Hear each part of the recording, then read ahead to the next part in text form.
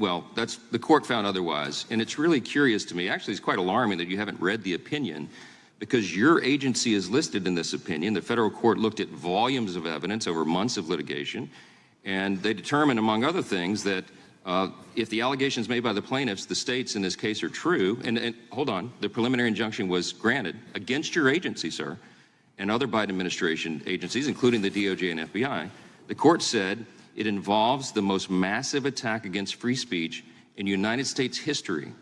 And you're telling me this opinion issued July 4th has not reached your desk? No one's briefed you on it? Oh, I have been briefed on the Missouri litigation. Okay, but you haven't taken the time to read it yet.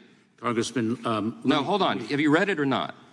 I have read parts of it, Congressman. Oh, parts of it. Did you read the parts where it said that this is Orwellian and dystopian, and that your agency is involved in a massive cover-up of specifically conservatives' free speech online?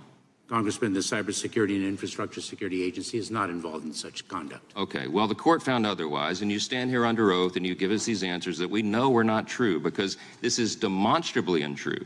I'm suggesting to you that you're saying things to us under oath that are proven by the record to be untrue. Let me ask you about this specifically.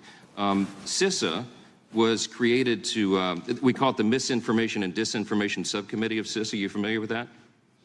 MDM, the MDM subcommittee, you familiar with that? Congressman, I am very well aware of the threat of disinformation emanating from adverse nations. Are you familiar with the subcommittee? Just answer the question. I am. Okay. Does it still exist?